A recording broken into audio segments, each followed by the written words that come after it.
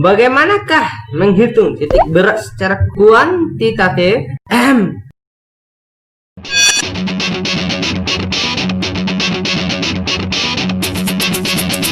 Benda terdiri dari partikel-partikel dengan berat W1, W2, W3, dan seterusnya.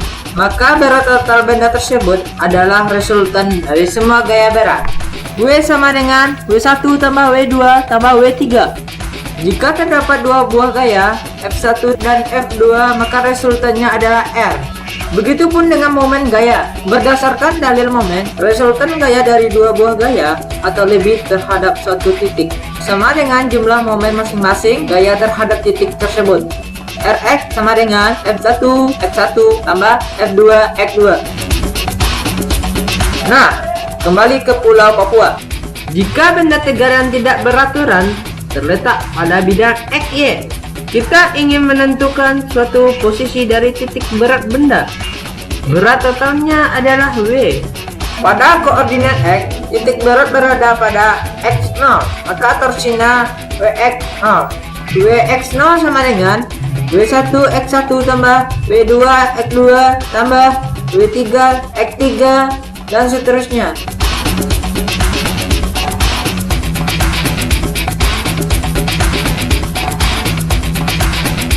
Jadi titik berat pada koordinat X, X0 sama dengan sigma WI XI per WI. Pada koordinat Y, titik berat berada pada Y0, maka torsinya WY0. WY0 sama dengan W1Y1 tambah W2Y2 tambah W3Y3 dan seterusnya.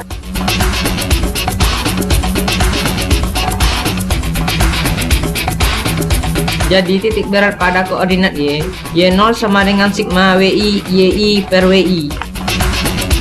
Titik berat sering diidentikan dengan pusat massa. Percepatan gravitasi yang dialami tiap partikel dapat dianggap sama,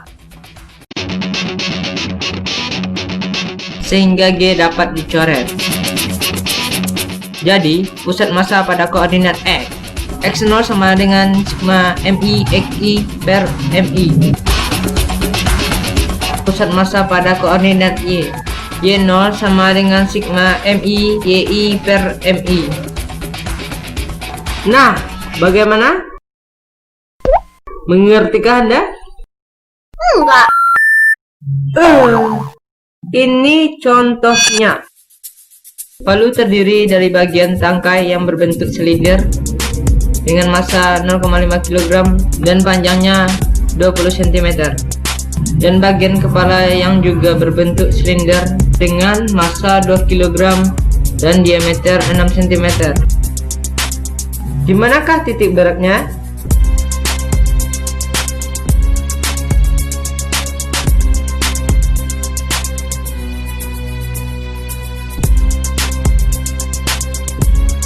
Panjang dari titik 0 ke indeks 1 adalah X1. Panjang dari titik 0 ke indeks 2 adalah X2. X1 adalah panjang tangkai dibagi 2. X2 adalah panjang tangkai ditambah setengah panjang kepala palu. Gunakan persamaan X0 sama dengan sigma MI SI per MI.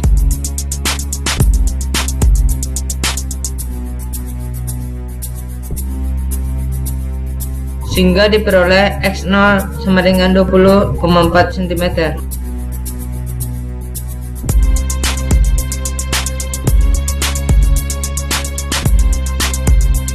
X0 sama dengan 20,4 cm. Dihitung dari titik X sama dengan 0. Nah, disinilah letak titik berat atau pusat massanya.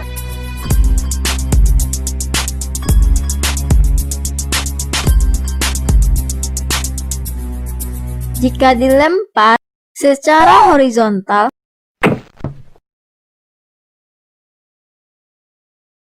coba perhatikan, yang menempuh lintasan horizontal adalah pusat massa dari palu tersebut. Jika dilempar secara parabola, yang menempuh lintasan parabola adalah pusat massa dari palu.